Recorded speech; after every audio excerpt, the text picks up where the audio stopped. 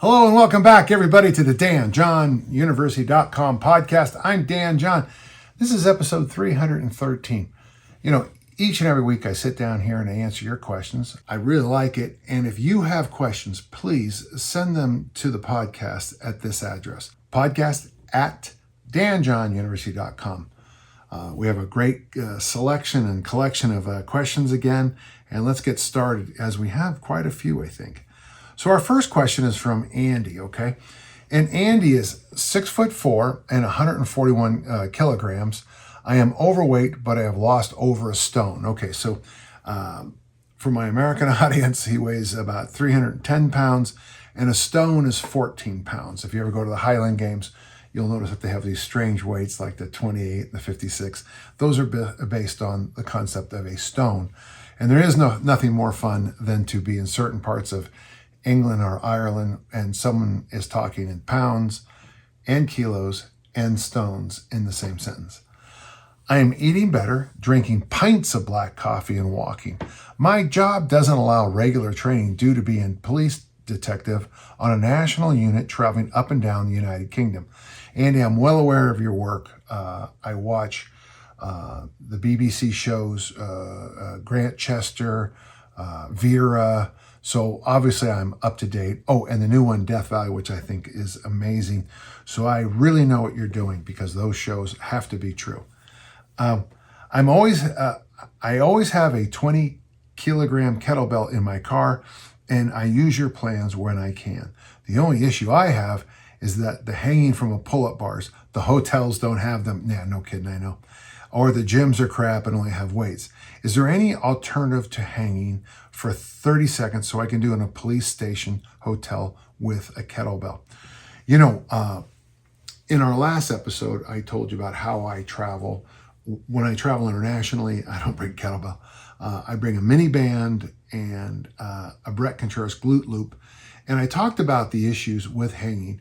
And what I recommend was the child's pose. But I want to talk a little bit more about your specific issue. First, those of you who do travel a lot, I got to tell you, I don't know what your situation is, but when I travel, I put a 20 kilo, a 24, whatever it is, I put it in the back seat of the car.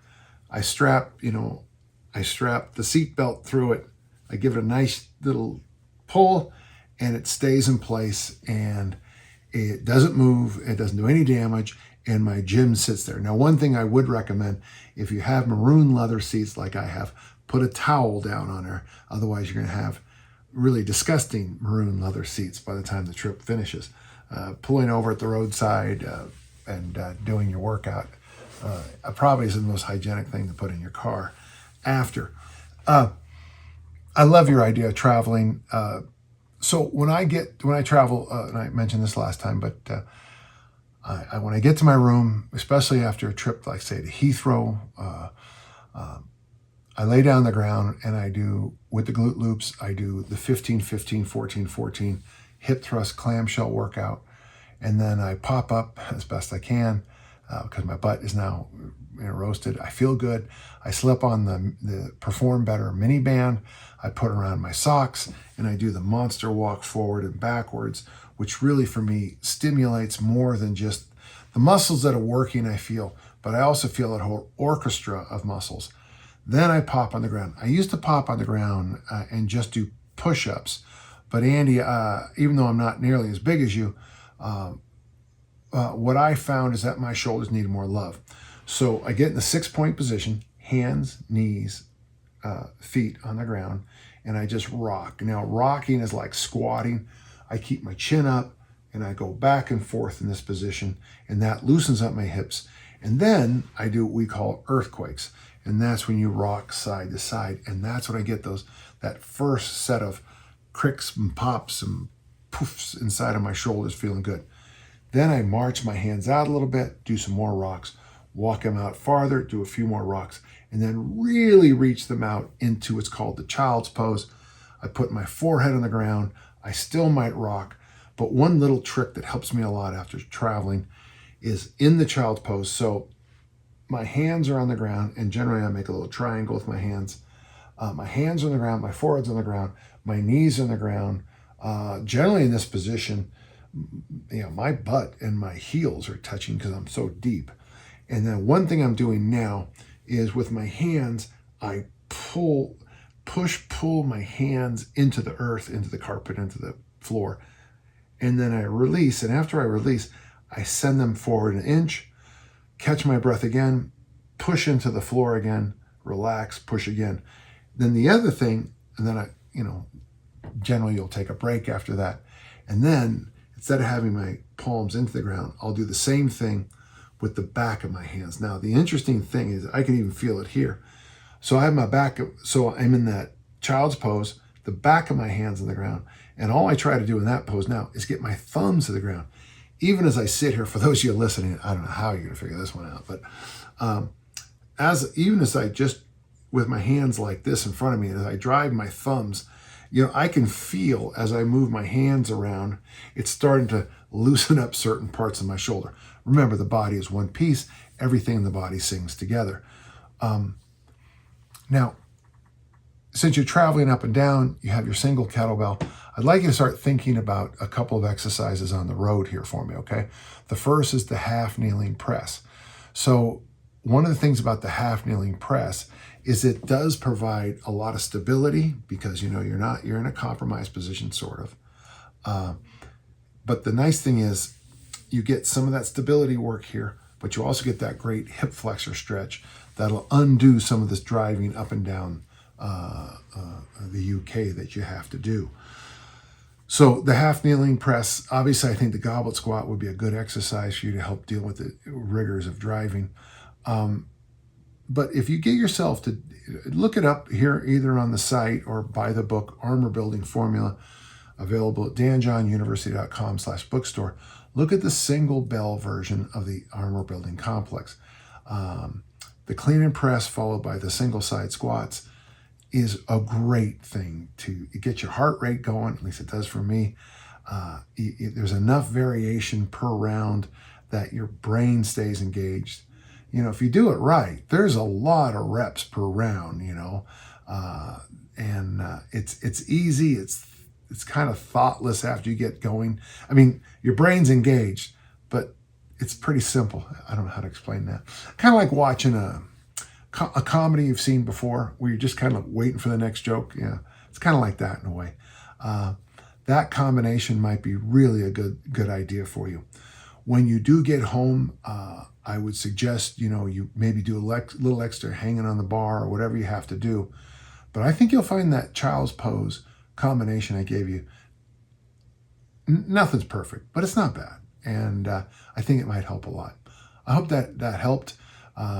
If you can, buy yourself a mini band and a glute loop, that and that kettlebell in the back seat, you have a pretty good gym.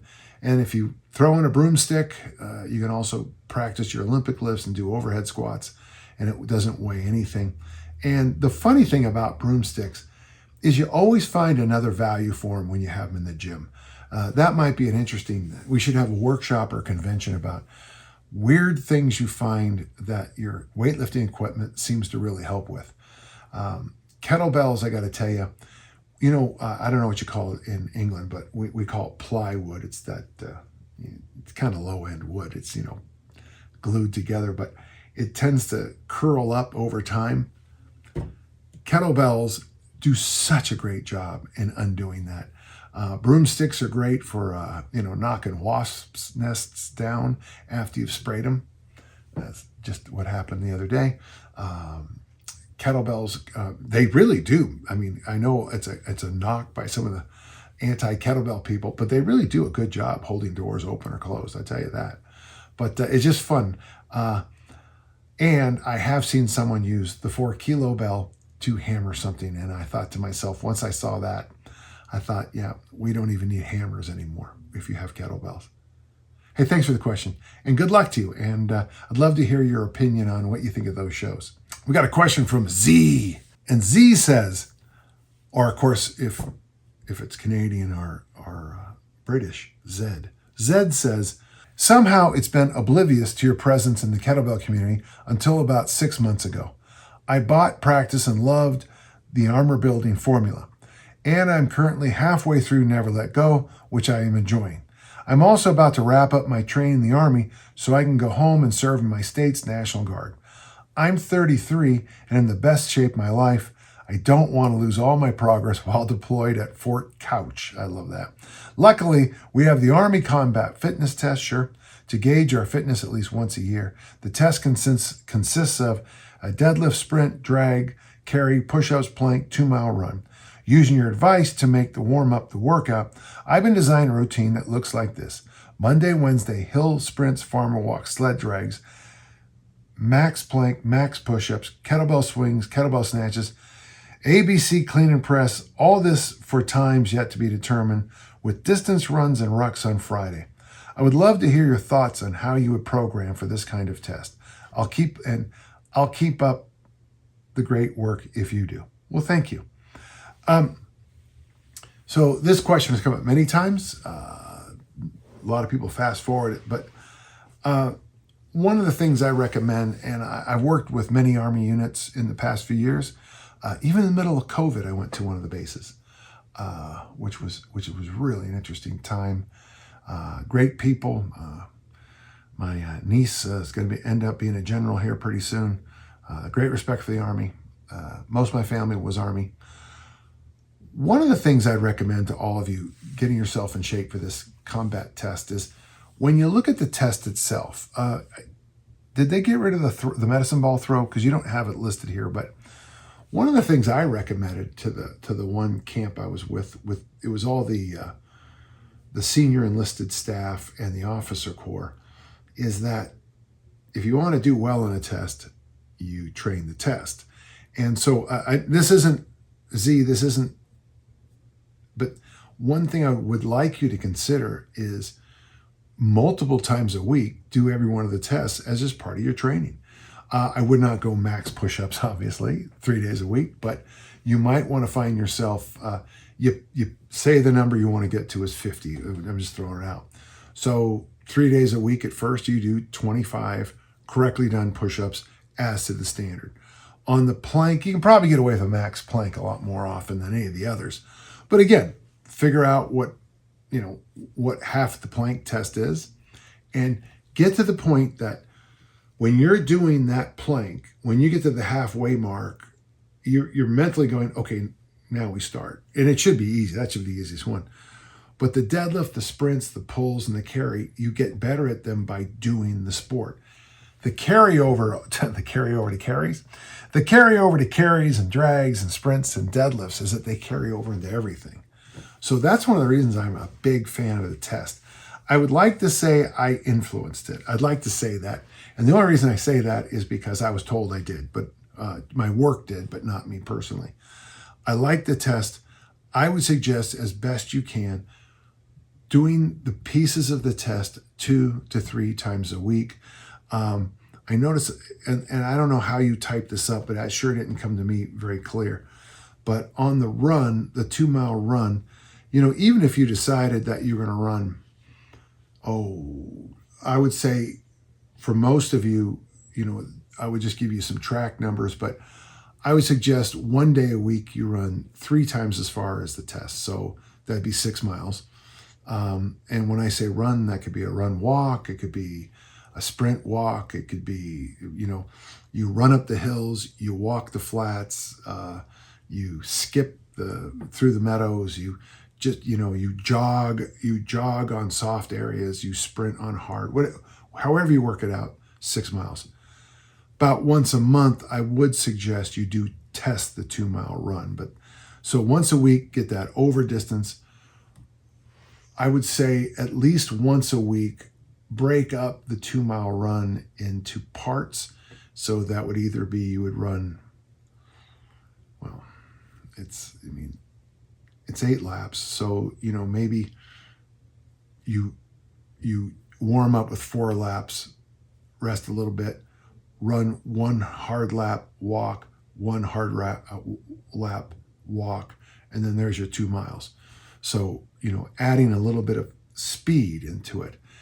So the 6-mile run, that 2-mile where you're doing 2 miles, but you're adding some speed to it. And on the 3rd day of the week,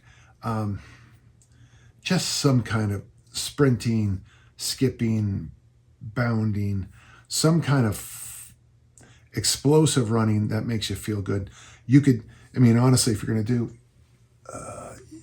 I would say anywhere between, start off with maybe 500-meter sprints, and slowly build it up. Of course, it'd be 16 to equal the thing, but you probably never get that high. But if we can get you up to, 10 100-yard sprints, 100-meter sprints, I think that would cover most of what you need. So you need the long run, the matching interval day, and then the sprint day, or however you work it out. Hope that helps. Thank you and good luck on the test. We have a question from Gina. In your opinion, that would be my opinion, is it worth me to learn any or all the Olympic lifts as a 52-year-old woman? My first answer would be, if that's something you want to do, sure, it's fun. It's like learning a new hobby. Hi, I'm Dan. I'm almost 70. Should I learn more about the Celts? Sure, why not? It's always good to learn. My favorite book in the world is The Sword and the Stone, and basically it's a study by T.H. White about learning and education. I think it's really important. I am proficient in the kettlebell swing, snatch, squat, and overhead press, and my main goals now are to remain agile, strong, as athletic as I can be, and to focus on longevity while reducing the likelihood of injury. On that note, I have had no major injuries, just the usual muscle pulls and strains. I strength train about 3 to 4 days per week, walk about 15,000 steps per day. I commute on foot to work, and still enjoy running 1 or 2 times a week. Well, okay, so I love the idea. I love it. It's interesting because I have found kettlebells to work really well with Olympic lifting training.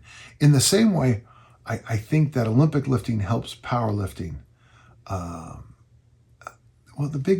course, I have to stop and just remember, of course they all work together. It's progressive resistance exercise. If you're interested and you decide to follow up on it, Gina, you could just do something as simple as, link up with an Olympic lifting coach or someone who knows the Olympic lifts and do a half hour to an hour training session with them. Have them show you the basics in real time. If when you walk out of the facility, you're like, I can't wait to come back, then pursue it. If you walk out of the facility saying that was a waste of time, maybe not. I think, I still Olympic lift. I don't travel as much as I used to Olympic lift because I've traveled so much in the last 2 decades. I just kind of needed a break in the last year. But Olympic lifting as a sport is a great sport. I wish our national body would figure out whether or not what the press out is and how to. There's nothing worse than going to a master's weightlifting meet and everybody waits for the official to press the lights because nobody knows what a press out is anymore. I can't even tell you what the lifts are. I enjoy Olympic lifting, especially at the regional level. It's a great sport. I can guarantee at your age, you'll do well in your first masters competitions. The one thing I really like about the Olympic lifts is how the high demands of mobility, flexibility, and coordination and balance that I was in the gym today doing some cleans, some barbell cleans, and I was just reminded of how much flexibility one needs to just enjoy even the lightest of weights. So I would say yes, but it's up to you, of course. And I hope that helped. Okay, so we have a question from Julie. That's a great name. Since I stopped deadlifting and back squats, only barbell front squats once per week, and turned to double clean and kettlebell clean and press, single snatches, heavy swings, and long cycle, my everyday strength has increased dramatically.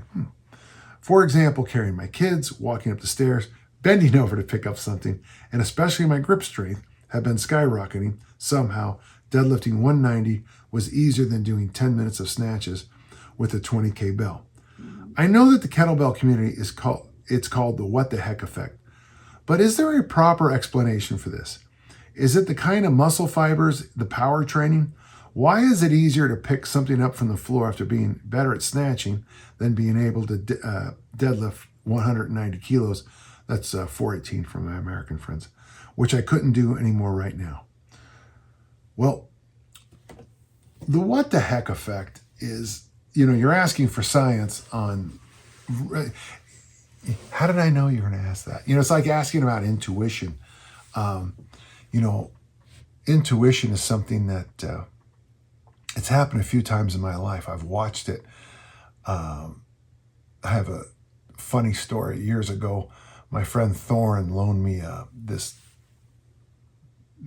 thing that allowed me to hang upside down in my old gym in my old basement. But what he didn't tell me was how to get out of it. And since I'm so strong, this is not a good story, I pulled myself up like this and the thing slid around and it cut the ends of both my baby fingers off. And I yelled upstairs and Kelly was just a baby. And I said, "Tiffany?" And Tiffany said, "Did you cut your fingers off?" And I remember going, how did she know that? They've sewed on. I just can't feel them. So I lifted at the American Open with my grip like this because I still couldn't use those fingers yet. How did she know I'd cut my fingers off? My mom used to say, "I always know you guys are doing something wrong." How? I don't hear anything. Oh.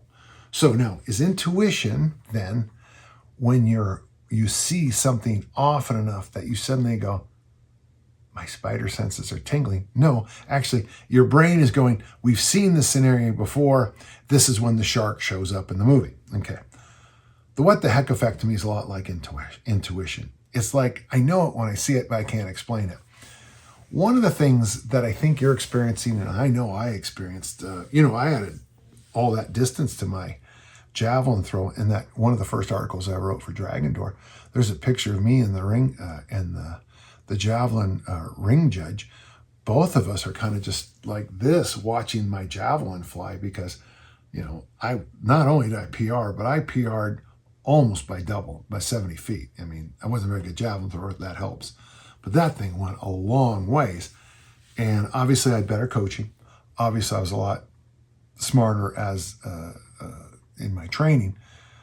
But also too, I'd started doing kettlebell halos and a whole bunch of other exercises that just really helped me throw the javelin farther. That was my what the heck effect. Well, okay, so let's go look at it. Okay, on the logic side, well, my shoulder mobility improved from the kettlebell halos. All right. Maybe the kettlebell snatches and the style we kettlebell press really helped my shoulder joint stay together a lot better. Maybe all that extra ballistic work grabbing onto the kettlebells, all those swings and snatches, built up my grip. So, I always tell throwers this is that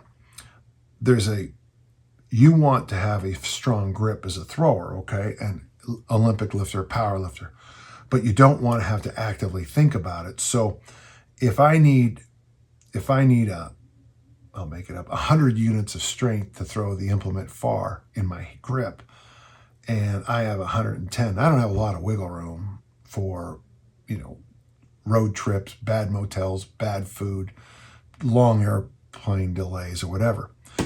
But if my grip has 200 units of strength and I only need 100, I can drop, I can have a bad motel night sleep. I can have a bad flight. I can lose my weight on the way to the stadium and still have enough grip power left, neurological strength to whack that javelin shot, disc hammer, or whatever. But on the other hand, man, I just got to tell you, it is, I almost feel like I'm talking about the Green Man, Sir Gawain and the Green Knight right now. Now the preternatural fog should be drifting into my office. Merlin should be walking in the shadows just out of sight over there. Because sometimes, I tell you, I've had massive personal records. I talk a lot about the one where my clean and jerk personal record was when I walked into the facility at Sports Palace with 270. When I walked out of the facility, it was 303, 15 kilo, 33 pound improvement in one workout. I've thrown the discus so far, sometimes it's just like, obviously it was the training, but where did that come from? I remember lining up in high school football games. We're playing Oceana, and Calvin was there, who I got to know really well, was the running back. They broke the huddle, and I just knew it was going to be a quick pitch to Calvin. And I hit him in the backfield the second he got the ball. I was making the tackle as he was getting the ball. And I remember thinking, after the game, how did I know that? To me, all that, the intuition, the Merlin in the background, the great white shark in the blue, sometimes things just happen because maybe it's just a coalescing of things, and then for once you allow things to happen, and then of course we get the what the heck effect. It's funny because we've talked about that with intimate relationships too. I'll talk to people who have this complete plan of who they want to marry and all this other stuff, but then you'll talk to married couples about, how did you two meet? And it's always kind of random. It's always kind of accidental. It's always like, I was not interested in, meeting somebody, and what the heck, So I know I didn't answer the question. I know that. I didn't answer the question because I'm not sure what the heck effect is, but I've seen it. I've seen babies smile. I've seen the what the heck effect. I held someone's hand while they died. You see things in life, and sometimes you just can't explain everything else that's going on. I hope that helped. Thank you, Julian. Good question. We have a question from Paul, and Paul did something you don't see a lot of people do. He finished the program. I finally did easy strength for a full 40 days, having failed to stick to the program in the past. I noticed considerable strength increases in several lifts, and even just a general feeling that the movements were easier. I wonder why we call it easy strength. I also found that the routine helped ground me through the day and week. Knowing that on such and such a day I'd be doing the same thing was a great help for me, as I often fall victim to what Jim Wendler calls training ADHD, and end up switching routines without squeezing much benefit from them. Most common thing I ever see. Yeah. So thank you very much for giving easy strength to the world and being a champion of common sense. It's funny because in theology, common sense is considered the highest form of proof. At least that's what my professor told us. My question, if you would like to answer it, is whether you have any specific advice for trainees who struggle to maintain consistency on programs to make sure as the weeks go by, they stick to the plan and progress. Well, one thing that helps me, and the whole stack of them is right over there, is I do keep those journals, and I keep those journals, and I look at those journals, and I remind myself of the path. The other thing that helps me a lot, and I'm not selling myself here, Paul, but I spend a lot of money on a coach. And each week, I send my coach pictures. And I got to tell you, folks, if you ever want to be humbled, take a picture of yourself in a pair of shorts, side view and front view once a week. There's no secrets after a few weeks. I have to send my measurements in. I have to send my lifts and loads.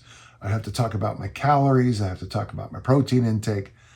What most people need is an accountability buddy. I like paying for it. I think there's real value to it. We have accountability buddies in my inner circle. In fact, there's a couple of them that still have their group going. Maybe it's almost 2 years in a row now, and they just tag each other about once a day. I did what I was going to say I was going to do. Alcoholics Anonymous and those other groups, one of the things that really helps is that you get someone to walk the walk with you. And so for me, I think the first layer is journals. Because journals always provide me what I did. But an accountability buddy, a coach, someone you can trust, someone who will walk the walk with you, that's just as important. I've been in places, in relationships in my life, where the person did not support my sport or maybe some of my fitness goals. And I got to tell you, folks, I can't imagine anything worse now, and to the point that it was that was I can't remember the name from Sex and the City, but it's this idea, a deal breaker. These are deal breakers. If you don't support the fact that I'm a discus thrower, well, it's not true anymore, but deal breaker. This is too important to me.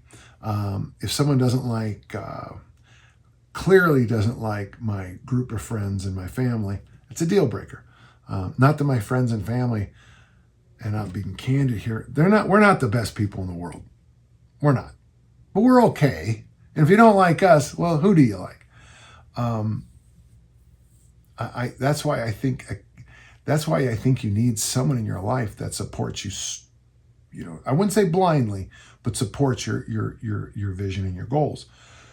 So so you got your journal, you got your accountability buddy or your coach or whatever you're going to have, and then the next thing is you got to have some skin in the game. You know, you got to put a little money up. One of the best tools I've ever heard of is you write a check. For those who don't know what this is, so this you write a check. There's my checkbook, and you write it to an organization that makes you want to vomit that you're going to give money to them. It's got to be at that level of hatred. I think of a certain college football program locally that I would, if I gave them money, would break my heart. I can think of some other groups that if I gave them money, I can think of some politicians that if I gave them money would destroy my day. So you write this check, and your buddy, me, I keep it. And if you don't do the 40-day program, you didn't do it, then I send that check in the mail with a enjoy to the organization you do not want to support. In Tony Robbins' book that's been right there for months. Oh, it's up there above the other books. Tony Robbins has the famous thing called the Alpo diet. And the Alpo diet's very simple. You bring a group of friends to a table and you say, I'm gonna lose 10 pounds this month, and if I don't, I'm gonna eat a can of Alpo. For those who don't know what Alpo is a dog food that has such a distinctive smell that if you walk into a house and someone opens that can of Alpo, you'll smell it. And it doesn't have a smell that it smells good to humans. But I know this, I would much rather do this damn 40-day workout than eat a can of Alpo. So those are the steps I use to get people to do things. I got to tell you, spending money, skin in the game, can of Alpo, those work really well for certain personalities. Hi, I'm Dan John, and that's what works for me. Secondly, some of you can get away with just a coach or a mentor or a friend or whatever, accountability buddy. And then some of us occasionally can just be self-driven. And I envy those people. Good question, and thank you. Okay, we got a question from Eric. Have you ever made your own or improvised loaded carry implements? Yes, I have. I have a pretty well outfitted home gym with barbells, plenty of plates, some kettlebells, and I'm using my kettlebells for loaded carries, but the heaviest bell I have is 32K, and I'm starting to feel a little light. I was thinking about trying to make some farmer bars or improvise something that I could add plates to, but I was wondering if you've done anything similar. Okay, so I'm not very good at this kind of thing. My farmer bars, and I don't even know if they still make them. I got them from Perform Better, and they are competition loadable ones, and they're fantastic. This is why you go to old gyms and you buy. I took over at a school one time, and they had for high school kids, they had dumbbells, twin dumbbells from 75 pounds to 150. Now, no offense, but the number of high school 14-year-old boys who can pick up double 150s and do bench press with it is not very high. I would say it's in fact a very low number. I would sneak upon single digits. But what those big old clunky dumbbells were great for were farmer walks. So I don't know what your situation is with local markets. We have a number here of them here where I live, but people are always getting rid of weirdly heavy dumbbells. So that's my favorite thing of old heavy dumbbells, farmer walks. But I would share this for you. Now, there's a place over here, and they're a national chain of home improvement shops, and they sell wheelbarrows, but more importantly, wheelbarrow shells. If you get the shell, they're already built in with the 2 holes. You string a rope through it, and you string that rope, and I'd give yourself, 20 yards, 20 and 10 to 12 meters of rope. And then you make a loop, and you put that on your weightlifting belt. And then my old gym, the construction people never finished cleaning up my old house. And so in the way back of my house, there was always massive pieces of concrete. You learn a lot about who greases whose wheels when you get involved in construction. And they passed this whole neighborhood, and you're supposed to, and the guy goes, I just fill this in. Right, we'll do that. Never did. So I had these massive chunks of concrete that I would just drop inside that shell, and then I would just do loaded carry. I just drag it like a sled, and then you can pull the rope towards you. You can walk backwards with it. Another thing you can do pretty inexpensively is, now personally, this is what I used in the beginning. I got an old duffel bag, and then I filled it with salt from the water conditioning units, soft water units. But the problem is, if the bags break, and they always break, then you have salt on your lawn or whatever, and it's going to kill everything. Recently, I started using those Traeger pellets. Those are pretty good, and they come in pretty good sizes. I had someone tell me online, you just go and buy washers, metal washers. And I thought to myself, first off, that's a lot of money. And secondly, a bag of metal washers that weighs 20 pounds, it's going to be about that big, right? They're very heavy. And but sandbags are another item too you can go make very cheaply. So, you can use that sled idea. You can use that sandbag idea. You can get old dumbbells. But it is hard. I don't have the skill set of making anything with metal. But if there is a welder in your area, you could come in with just a design and have them put it together. At the school I used to coach, one of the dads saw the sleds that we were using, and he said, I can make those. And on the following Monday, we had 9 brand new plate-loaded sleds that were very, very inexpensive. He said, I believe he told me it took just a few hours. Once he figured out what to do, it was just a few hours. And most of that time was just that first one figuring out how to do it. So there's always options, Eric. Okay. Thank you. Okay. So we have a question from Brian, and I wasn't sure if I would answer it or not, but here we go. I'm a regular podcast listener, and I have a question about my niece.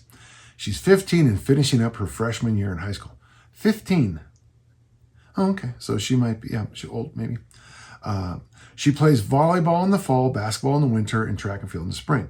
So she does shot, discus, javelin, and high jump. Pretty impressive. She's a good student, and in her free time, she Irish dances.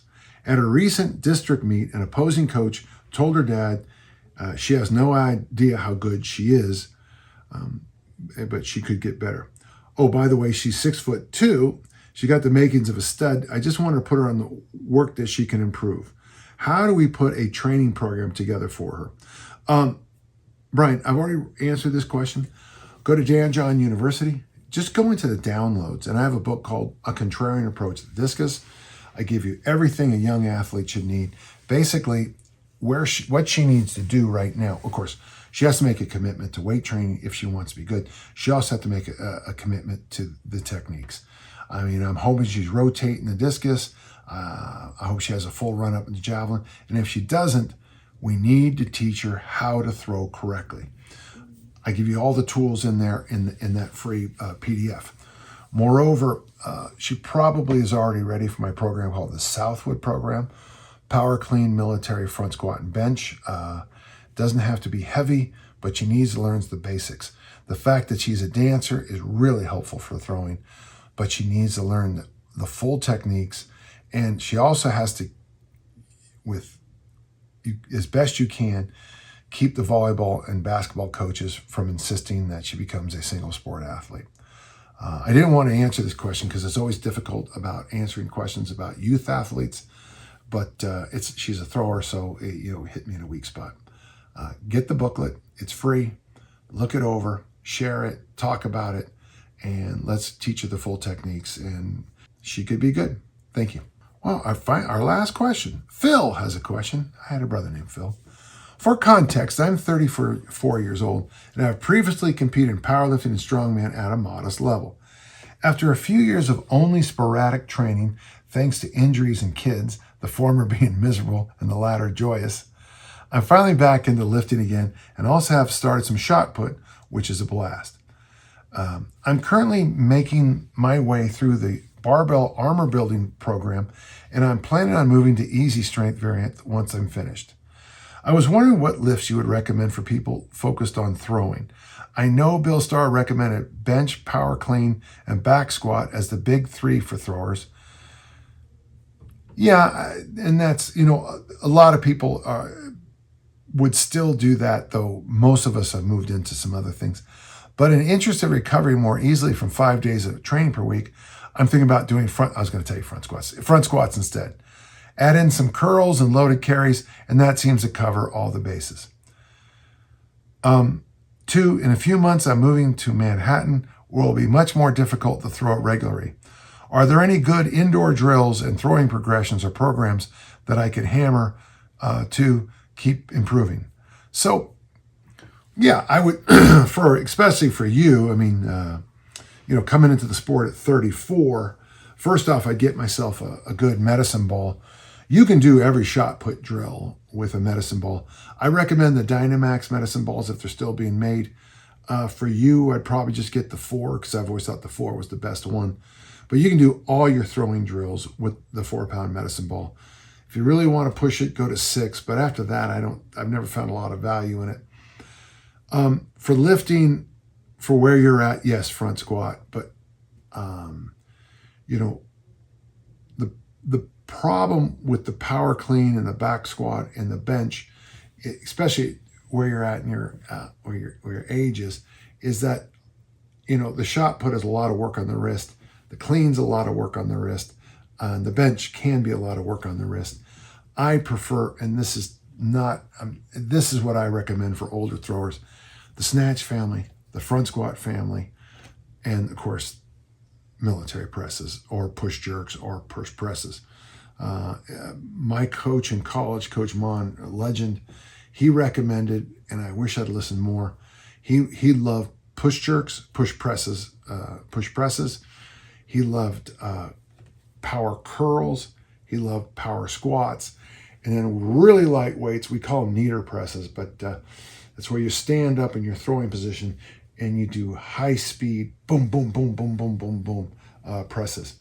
For throwing drills, there's a lot better resources online in the shot put for throwing drills, but you can just type in shot put drills for the off season here on YouTube, and you'll get way more than you'll ever need. The nice thing about a medicine ball is that most gyms allow you to throw medicine balls against walls, especially if they're 4-pounders. So you'll be able to get into tons and tons of throwing all year long, which is the key to throwing the shot, discus, javelin, hammer, far. I know I was brief on that, but you're doing all the right things. It just, you gotta, repetitions, man, repetition. Well, thanks again. That was another fun podcast. Listen, if you have questions, please send them to the podcast at this address, podcast@danjohnuniversity.com. As I always say, I'll do my best to answer each and every one. And until next time, let's all keep on lifting and learning. Thank you.